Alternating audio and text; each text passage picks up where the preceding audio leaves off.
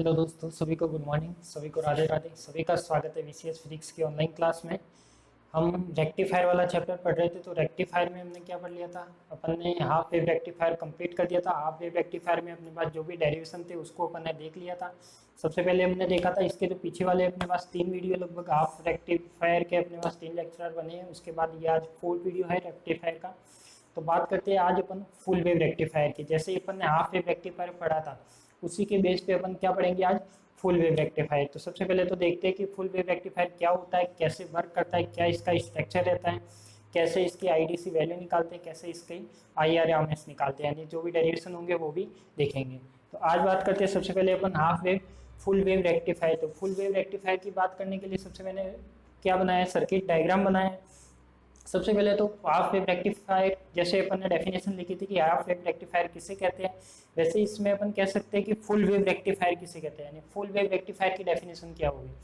तो जैसे अपन ने हाफ वेव में लिखा था कि हाफ वेव में क्या लिखा था कि ऐसा डिस्टकारी जिसमें क्या होता है, या ऐसा रेक्टिफायर जिसमें अपने आउटपुट पे क्या मिले, हाफ वेव मिले, यानी आउट हाफ वेव जहां पर मिलती है उससे तो अपन ने क्या किया था, क्या बोला था, हाफ वेव रेक्टिफायर। यदि अपन को क्या मिले, ऐसा रेक्टिफायर या ऐसा डिस्टकारी जहां पर अपन को निर्गत संकेत के रूप में क्या मिले, या आउटपुट वेव कैसे मिले, फुल वेव मिले। फुल वेव यानी जो पॉजिटिव भी रहे और नेगेटिव, यानी ये एक तरह से क्या कहलाती है, फुल वेव कहलाती है। ऐसे यदि इस टाइप से कोई वेव चलती है तो ये फुल वेव है, और यदि इस टाइप से कोई वेव चलती है, एक आया, एक साइकिल नहीं आया, एक वापस आया, तो ये कैसे कहलाती है, अपनी हाफ वेव कहलाती है। तो जो फुल वेव रेक्टिफायर है, इसमें अपन को जो वेव मिलेगी वो कैसे मिलेगी, आउटपुट में इस टाइप की वेव मिलेगी। तो इस टाइप की वेव मिलेगी, इसलिए इसको क्या कहेंगे अपन, फुल वेव रेक्टिफायर।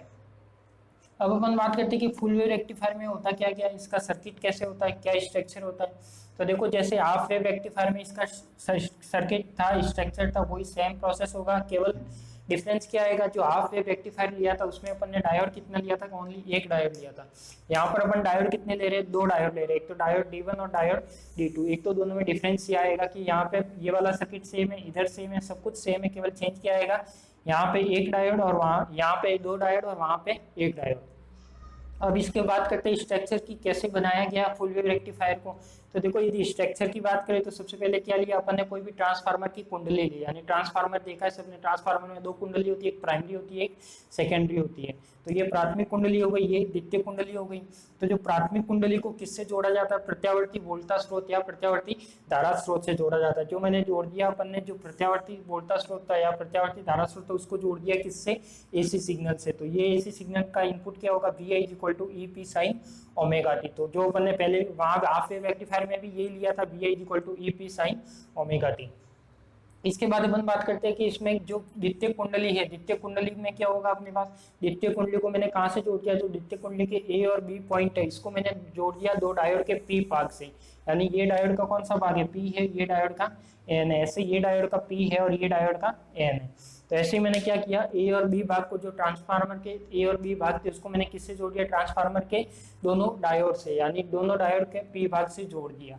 फिर क्या किया मैंने, दोनों डायोड का एन सिरा किससे जोड़ा है, तो देखो मैंने दोनों डायोड का एन सिरा, यहाँ से बीच में से एक सी पॉइंट लिया, जो कुंडली है उसके बीच में से क्या लिया, एक सी पॉइंट लिया। किस लिए, अपन को आउटपुट सिग्नल देना है, इसलिए। तो फिर कह सकते हैं कि जो दोनों डायोड का जो एन सिरा है उसको मैंने क्या कर दिया, यहाँ पे उपेनिष्ट कर दिया, कहाँ पर, एक्स बिंदु पर। यानी देखो, इसका एन सिरा और जो दूसरे डायोड का सिरा आ रहा है वो भी क्या आ रहा है, एक्स पर। तो एक्स पर उपेनिष्ट करके क्या निकाल लिया मैं, आगे चला। तो वहां पे आगे क्या जोड़ दिया अपन, आउटपुट लेने के लिए क्या जोड़ दिया, एक लोड प्रतिरोध यानी लोड रेजिस्टेंस जोड़ दिया। तो ये क्या हो गया अपना, इसका स्ट्रक्चर हो गया। तो इसी तरह से जैसे हाफ वेव रेक्टिफायर में था, केवल डिफरेंस क्या है, यहाँ पे 2 डायोड था, वहां पे कितना था, एक डायोड था। तो बाकी सब कुछ सेम है। अब ये वर्क कैसे करेगा वो देखते हैं। देखो, वर्क करने के लिए सबसे पहले क्या करते हैं अपन, एसी सिग्नल देते हैं, यानी इनपुट में क्या देंगे, यहाँ पे प्राइमरी कुंडली पर एसी सिग्नल देते हैं। तो वो एसी सिग्नल कितना दिया, V I equal to E P sine omega T. यदि मैंने ये वाला सिग्नल दिया E P sine omega T, तो यदि ये वाला सिग्नल आगे जाएगा तो कैसे वर्क करेगा वो देखते हैं। यहाँ पे क्या किया मैंने, एसी सिग्नल दे दिया किस पे, प्राइमरी कुंडली पे, यानी प्राथमिक कुंडली पे दे दिया मैंने AC signal V I equal to E P sine omega T. इसकी वेव आप जानते हो, साइन की वेव आती है तो वो 0 से स्टार्ट होती है।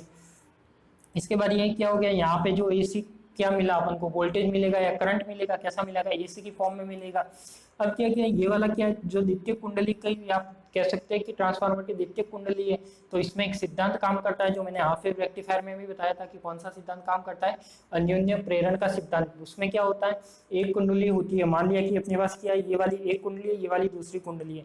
यदि इस वाले में करंट प्रवाहित हो रहा है, कौन से में, ये ग्रीन में करंट प्रवाहित हो रहा है, मान लो ये दो कुंडली, यदि इसमें कोई करंट प्रवाहित होता तो इसी कुंडली के कारण इसमें भी क्या होगा, करंट प्रवाहित होगा। यदि इसमें करंट आ जाएगा तो इसमें भी क्या आएगा, करंट आएगा। तो अपन कह सकते हैं कि ये जो प्राथमिक कुंडली थी अन्योन्य प्रेरण सिद्धांत के अनुसार वो क्या होती है, द्वितीय कुंडली में भी क्या आ जाता है, इसमें भी करंट फ्लो होता है। तो अपन कह सकते हैं कि यहाँ पर भी कैसा सिग्नल आएगा, अपना एसी आएगा। अब एसी सिग्नल तो आया, देखो यहाँ पे भी equal to EP sine omega T, यहाँ पे भी ईपी साइन ओमेगा टी आएगा, और यहाँ पे क्या आएगा, N EP sine omega T. यहाँ पे जो एन है वो क्या है, कुंडली में फेरों की संख्या, यानी कुंडली में जो लपेटे गए तार होते हैं उनके फेरों की संख्या होती है, वो क्या है अपने पास, एन है। अब बात करते हैं अपन वर्कआउट की, तो वर्कआउट कैसे करेगा, देखो यहाँ पे क्या आ गया अपने पास, एसी सिग्नल आया। अब एसी सिग्नल आया मतलब यहाँ पे यदि मैं इसकी वेव फॉर्म बनाऊं तो वेव फॉर्म मैंने बना रखी, देखो वी इनपुट पर एसी सोर्स था तो ये एसी की वेव बना दी, जीरो से एक साइकिल, जीरो से t/2, t/2 से टी से आगे चलता रहेगा। ऐसे अपने पास सेकेंडरी कुंडली की बना दी तो वी आई पे भी यही वेव आएगी, वी एस पे भी क्या साइन वेव ही आएगी, तो यहाँ पे भी क्या आ गई, साइन वेव आ गई। अब आगे कैसी वेव आती है वो डायोड के बेस पे आएगी, वो देखते हैं। तो देखो जी डायोड के बेस की बात करें तो डायोड के बेस की बात करें तो देखो मैं मानता हूँ कि यहाँ पे मान लिया कि अपने पास क्या पॉजिटिव हाफ साइकिल की बात करते हैं, मैं लिख लेता हूँ कि यहाँ पे कौन से, धनात्मक अर्ध चक्र के लिए, किसके लिए, धनात्मक अर्ध चक्र के लिए। धनात्मक अर्ध चक्र यानी 0 से t/2, ठीक है, यानी इस सर्कल की बात करें, यानी इस वाले की बात करें 0 से t/2 की।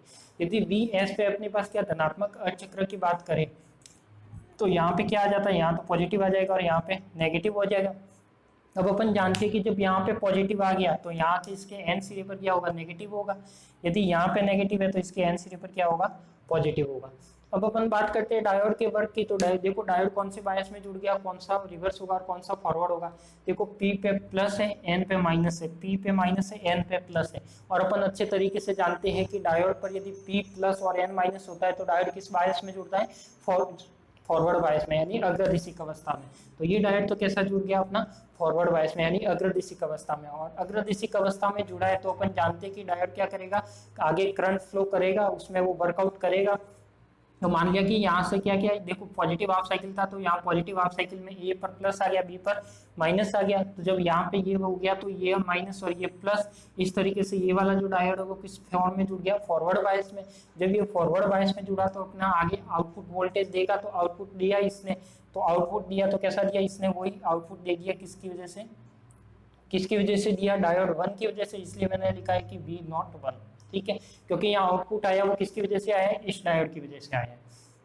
अब मैं बात करता हूँ जी सेकंड, यानी सेकंड क्या है अपने पास, ऋणात्मक अर्ध चक्र के लिए।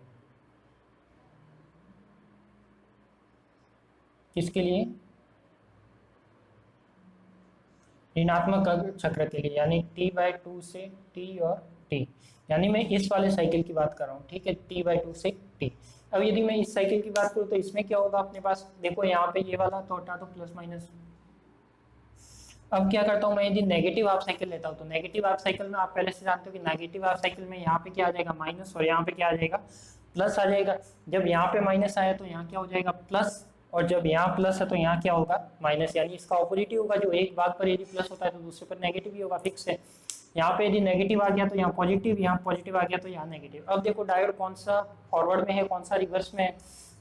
डायोड देखो ये वाला तो कैसा हो गया, माइनस हो गया, माइनस यानी P माइनस और N प्लस, तो रिवर्स बायस। यदि ये वाला डायोड रिवर्स बायस है तो क्या वर्कआउट करेगा, क्या नहीं करेगा। अपन जानते हैं रिवर्स बायस में डायोड वर्कआउट नहीं करता, करंट को आगे नहीं भेजेगा।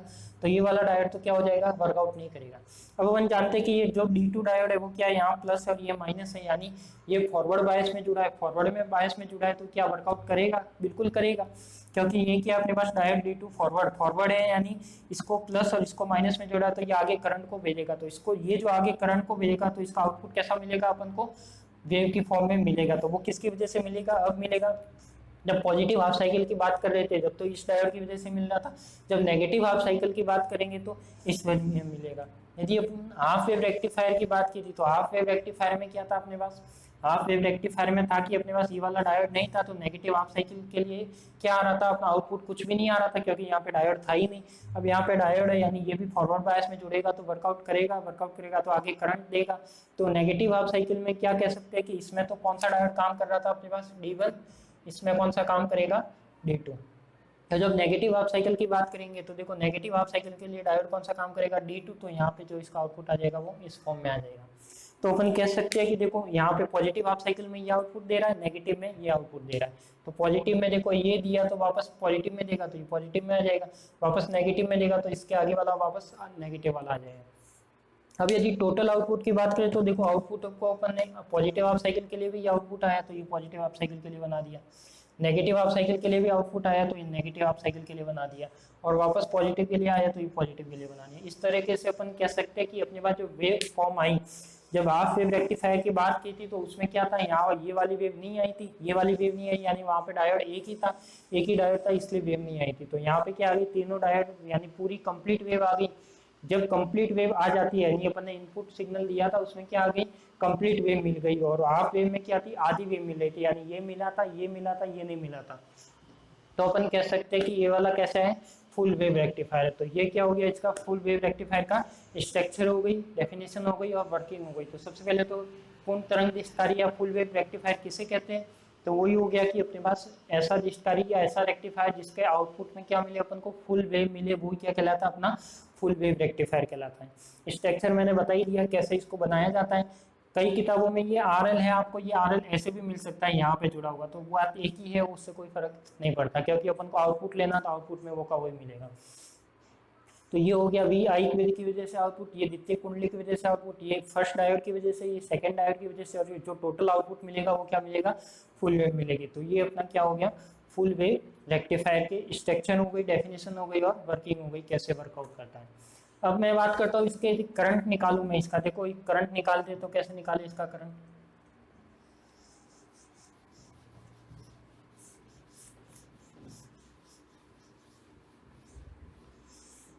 यदि मैं इसके करंट की बात करूँ तो देखो करंट निकालना है तो वो क्या लिख सकता हूँ, I is equal to V/R लिखते हैं। अब देखो I इज इक्वल टू क्या है अपने पास, I की जगह क्या है, अपन यदि बात करें सबसे पहले तो मैं बात करता हूँ किसके, धनात्मक अर्ध चक्र के लिए।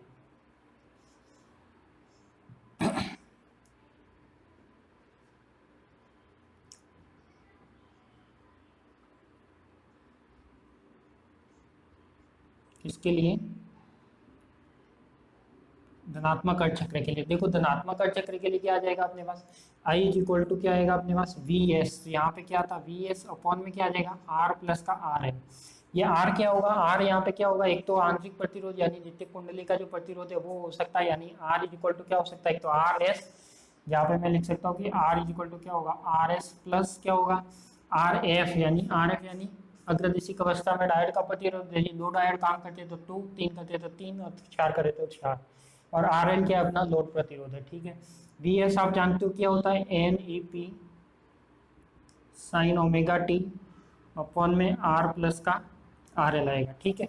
तो ये हो जाएगा अपना, देखो यदि धनात्मक चक्र के लिए बात करें तो मैं इसको नाम दे दूँ I1, ये क्या आ जाएगा NEP अपॉन में R प्लस RL। तो इसको मैंने क्या नाम देता हूँ, इसको मैंने क्या माना था, NEP को माना था EM, तो ये तो हो जाएगा अपना EM, ठीक है। तो ये आ जाएगा अपना EM sign omega T upon में R प्लस का RL आ जाएगा। अब अपन बात करते हैं कि ये क्या आएगा अपने पास, देखो I1 इज इक्वल टू, इसको मैंने क्या दिया था, E अपॉन में R है, तो ये इसको मैंने नाम दिया था IM साइन ओमेगा टी। जहाँ पर IM क्या था अपने पास, जहाँ पर ये वाली चीज़ याद रखनी कि जहाँ पर IM क्या था अपने पास, EM R प्लस का RL था, ठीक है। तो ये वाली चीज़ याद रखनी है। तो ये वाला आ गया I1 is equal to IM sine omega T. तो ये किसके लिए आया है, पॉजिटिव हाफ साइकिल के लिए। तो देखो पॉजिटिव हाफ साइकिल के लिए यदि मैं बात करूँ तो 0 से T से T/2 के लिए तो क्या आ जाएगा अपना, ये वाला I आ जाएगा। यदि मैं इसको दूसरे फॉर्म में यदि I2 की बात कर रहा हूँ तो यहाँ पे I2 क्या मिलेगा, जब पॉजिटिव हाफ साइकिल के लिए बात कर रहे हैं तो I2 क्या मिलेगा अपन को, 0 मिलेगा, ठीक है। इसी तरह से मैं बात करता हूँ किसकी, ऋणात्मक नेगेटिव चक्र, यानी BS का ऋणात्मक नेगेटिव चक्र, उसकी बात करते हैं।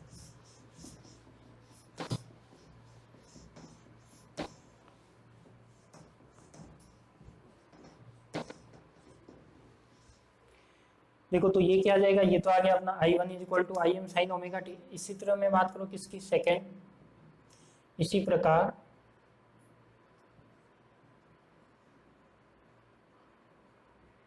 ऋणात्मक अर्धचक्र के लिए क्या आ जाएगा, ऋणात्मक यानी नेगेटिव साइकिल के लिए आएगा। तो इसमें केवल डिफरेंस क्या आएगा, जो करंट है वो कैसे आएगी, नेगेटिव आएगी। यानी अपन कह सकते हैं कि जो अपना रिजल्ट आएगा वो क्या आएगा, इसी प्रकार डायरेक्ट में लिख लो, आई इज इक्वल टू क्या आ जाएगा, इसमें तो आ जाएगा देखो I1 तो नेगेटिव के लिए 0 आ जाएगा, और I2 कितना आएगा, माइनस का आई एम साइन ओमेगा टी। ये क्या आ जाएगा, अपना करंट आ जाएगा। तो इस तरीके से कह सकते हैं कि देखो जो पॉजिटिव हाफ साइकिल के लिए बात करें तो इससे अपन निकाले, जैसे अपन ने हाफ वेव रेक्टिफायर में करंट निकाला था सेम वैसे ही। तो जो इसका I1 तो आ गया कितना, आई एम साइन ओमेगा टी, और जो I2 आएगा वो कितना आएगा, ये I2 भी है किसके लिए, इसी के लिए है, पॉजिटिव हाफ साइकिल के लिए। ये किसके लिए है, ये है अपने पास T/2 से T यानी नेगेटिव हाफ साइकिल के लिए। तो जब नेगेटिव हाफ साइकिल के लिए है तो I1 कितना 0 और I2 कितना, इसकी ये भी दोनों के लिए है, और ये भी क्या है अपने पास, ये दोनों के लिए है, ठीक है, सेम चीज़ है। बस डिफरेंस क्या आएगा, केवल ये आई एम नेगेटिव में आएगा, ये आई एम कैसा आएगा, पॉजिटिव में आएगा। तो ये अपना हो गया क्या, हाफ वेव रेक्टिफायर। तो आप स्ट्रक्चर समझ गए, वर्किंग समझ ली, डेफिनेशन समझ ली, और ये करंट कैसे निकालते हैं पॉजिटिव हाफ साइकिल के लिए, नेगेटिव हाफ साइकिल के लिए, वो समझ लिया। तो मैं इस करंट को पहले कहीं साइड में लिख लेता हूँ, या नहीं लिखोगे तो भी आपको पता है, डायरेक्ट भी आप लिख सकते हो। तो इसके आगे जो अपन डेरिवेशन करेंगे इसके नेक्स्ट क्लास में, ठीक है। तो मिलते हैं अपन इसी के साथ हाफ वेव रेक्टिफायर के दूसरे वीडियो में। तो आप सभी को धन्यवाद, वीडियो को लाइक शेयर और सब्सक्राइब जरूर करें।